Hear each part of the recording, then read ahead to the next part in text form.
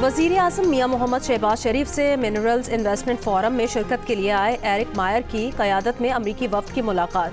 वज़ीर आज़म ने कहा कि पाकिस्तान के मादनियात के शोबे में वसी इस्तेदाद मौजूद है। अमरीकी कंपनीज़ को इस तरजीही शोबे में सरमायाकारी के मौके से मुस्तफ़ीद होना चाहिए। वज़ीर आज़म का अमरीका के साथ दो तरफ़ा ताल्लुकात की मजबूती के लिए अमरीकी इंतज़ामिया के साथ मिलकर काम करने की ख्वाहिश का इजहार। तिजारत और सरमायाकारी के साथ बाहमी दिलचस्पी के शोबों में ताउन बढ़ाने की अहमियत पर जोर। वज़ीर आज़म का कहना है कौमी एयरलाइन को 20 साल में पहली मरतबा मुनाफा हुआ, जो कई दहाइयों के खसारे के बाद एक बड़ी तब्दीली है।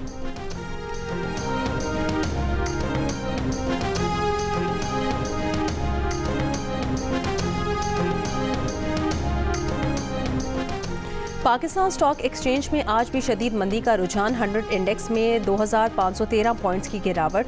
इंडेक्स 1,13,000 पर आ गया। कारोबार के दौरान इंडेक्स में 2.18% की कमी हुई है।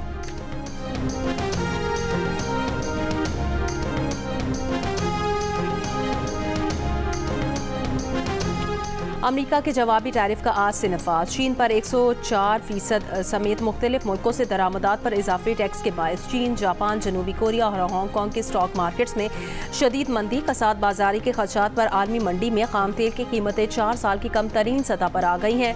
ब्रेंट खाम तेल $61 फी बैरल पर आ गया। WTI की कीमत में 3% से जायद कमी, $57.68 में सौदे हुए।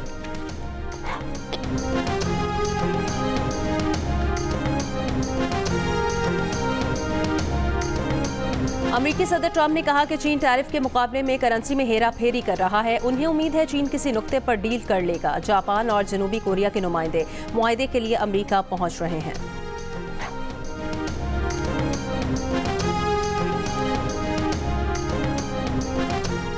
अमरीकी टैरिफ से पाकिस्तानी बरामदात को $70 करोड़ तक नुकसान का तखमीना। इस मरहले पर हतमी अंदाज़ा लगाना कबल अज़ वक्त है।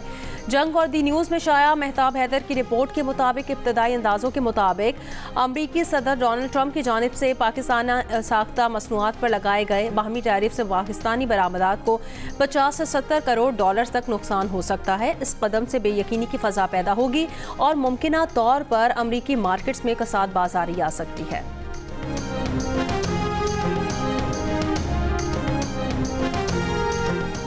वज़ीर आला पंजाब मरियम नवाज़ ने गंदम के लिए डीरेगुलेशन और फ्री मार्केट पॉलिसी जारी करने की मंजूरी दे दी है। पंजाब में पहली मरतबा निजी सेक्टर के जरिए गंदम खरीदारी की जाएगी। सूबे से गंदम की नकलो हमल की बाकायदा इजाज़त मिल गई। बैनुस्सूबाई सरहदों पर गंदम की आमदोरफ्त पर रोक टोक नहीं होगी। हुकूमत का बिजली शोबे में 2400 अरब रुपए का गर्दिशी कर्जा कम करने के लिए 18 कमर्शियल बैंकों से 1275 अरब रुपए कर्ज लेने का फैसला। कमर्शियल बैंकों ने हुकूमत को कर्ज देने के लिए शराइत पेश कर दी। रोजनामा जंग में शाया खालिद मुस्तफ़ा की रिपोर्ट के मुताबिक कमर्शियल बैंक 1275 अरब रुपए की रकम 10.50 से 11% के मार्कअप पर सेंट्रल पावर परचेजिंग एजेंसी को देंगे। इस रकम की वापसी के लिए बिजली सारिफिन के बिल्स में अगले 6 साल तक हर माह फी यूनिट ₹3.23 का इजाफी चार्ज लगाया जाएगा। हुकाम के मुताबिक ये इकदाम बिजली बहरान के मुस्तकिल हल के लिए नागुज़ीर है।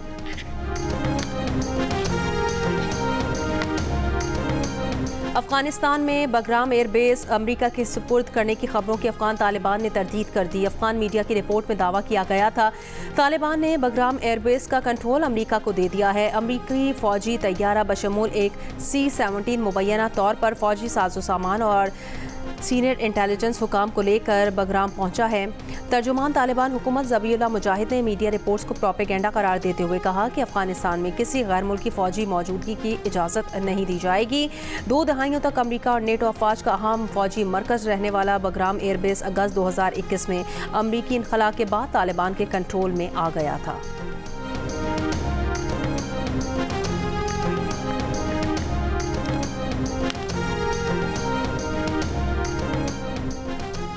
पाकिस्तान का अस्करी मसनूई जहानत के खतरात पर इजहार तशवीश। अक़वाम मुत्तहिदा की तख़फ़ीफ़े असलहा कमीशन से खिताब में पाकिस्तान के मंदूब बराए अक़वाम मुत्तहिदा आसिम इफ्तिखार अहमद ने खबरदार किया अस्करी मैदान में AI का इस्तेमाल नए असलहा जाती मुकाबलों का आगाज़ कर सकता है।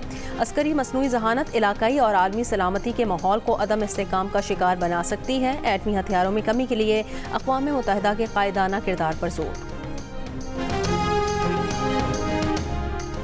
आज इस्लामाबाद, बालाई पंजाब, शिमाल मशरकी बलूचिस्तान, खैबर पख्तूनख्वा, कश्मीर और गिलगित बल्तिस्तान में बारिश की पेशगोई। चंद मकामात पर यालाबारी भी मुतवक्के है। महकमा मौसमियात का कहना है कोयटा, कल्ला, ज़ियारत, चमन में भी बारिश मुतवक्के है। गुज़श्ता रोज़ मरी इस्लामाबाद में गरज चमक के साथ बारिश और यालाबारी हुई। बन्नू, मानसेरा समेत खैबर पख्तूनख्वा के चंद अजला में भी बादल बरसे।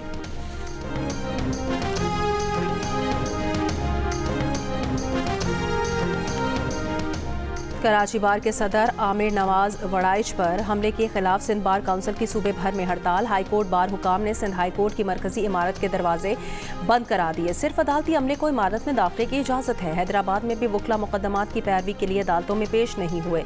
Sindh high court, circuit bench, session court समेत तमाम मातहत अदालतों में कार्रवाइयाँ मुअत्तल। पुलिस के मुताबिक मोटरसाइकिल पर सवार 2 मुल्जिमान ने आमिर नवाज वड़ाइच को तशद्दुद का निशाना बनाया और फरार हो गए।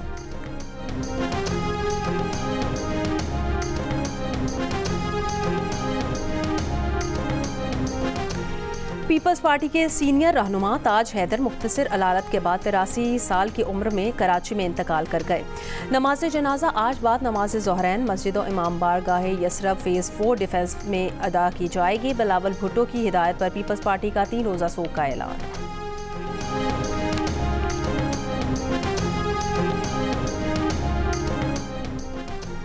मुशीर-ए-तात खैबर पख्तूनख्वा बैरिस्टर सैफ ने कहा माइंस एंड मिनरल्स एक्ट में मुजवज़ा तरामीम कोई खुफिया मामला नहीं। मुजवज़ा तरामीम का मकसद शोबा मादनियात को मजबूत और मुनाफा बख्श बनाना है। असम्बली में अपोजिशन की राय भी ली जाएगी। तर्जुमान सूबाई हुकूमत ने कहा माइंस एंड मिनरल्स एक्ट में मुजवज़ा तरामीम के खिलाफ माफिया सरगर्म है। वज़ीर आला का वाज़ेह मौक़िफ़ है, माफिया के सामने घुटने नहीं टेके जाएंगे।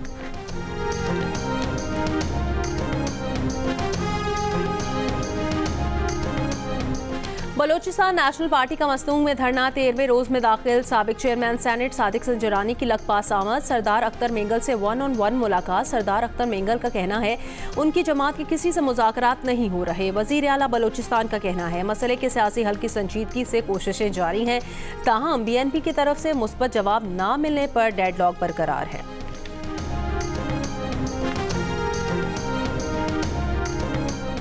गैर कानूनी मुकीम गैर मुल्कियों की अपने वतन वापसी। गुज़श्ता रोज़ 4238 गैर मुल्की तोरखम सरहद के रास्ते वापस अफगानिस्तान गए। इमिग्रेशन ज़राए के मुताबिक 1 अप्रैल से अब तक 15,609 गैर मुल्कियों को उनके वतन वापस भेजा गया। मुख्तलिफ शहरों से गिरफ्तार 1384 गैर कानूनी मुकीम गैर मुल्की तोरखम मुंतकिल। मानसेरा में जाबा के इलाके में खातून और उनकी कमसिन बच्ची के कत्ल का वाक़या। पुलिस के मुताबिक मकतूला ने 3 साल पहले अपने क्लास फेलो से शादी की थी। मकतूला के वालिद और चचा समेत 6 मुल्जिमान गिरफ्तार। मकतूला का खावंद इन दिनों सऊदी अरब में मुकीम है। जुम्मे को खातून और उसकी कमसिन बच्ची को फायरिंग करके कत्ल किया गया था। इसराइली फौज की गजा के नसायरत कैंप और खान यूनिस पर हमले। गजा सिटी में शदीद गोलाबारी, मुतादिद फ़लस्तीनी शहीद और ज़ख्मी। गुज़श्ता रोज़ सेफ जोन में तिबी मरकज़ के करीब हमला किया गया। एक और हमले में खाने फराहम करने वाले इमदादी किचन के बाहर मौजूद 6 फ़लस्तीनी शहीद किए गए।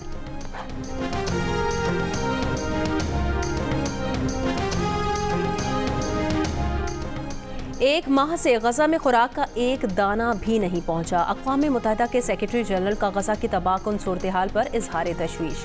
कहा मुसलसल इसराइली बमबारी से गजा कत्लगाह बन गया है। गजा को पानी की फराहमी 70% तक मुनक़ता है।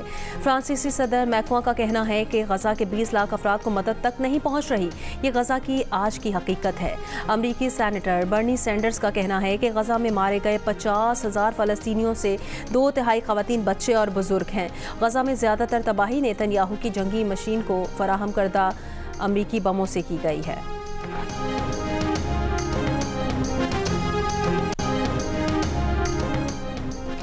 चीन में जदीद तरीन ट्रिपल इंजन लड़ाका तैयारे की परवाज़ की झलक सामने आने पर जंगी आलात पर रखने वालों की गहरी दिलचस्पी।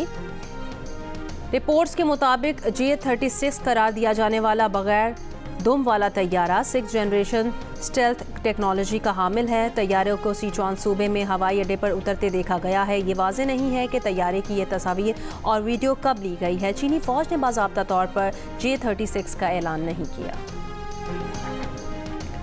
और ICC women cricket world cup में पाकिस्तान विमेन की आयरलैंड के खिलाफ बैटिंग जारी। टीम की बैटर गुल फिरोजा का वनडे क्रिकेट में debut. Head coach Mohammad Wasim ने गुल फिरोजा को डेब्यू कैप दी। दूसरे क्वालिफायर में वेस्टइंडीज की स्कॉटलैंड के खिलाफ टॉस जीतकर फील्डिंग जारी।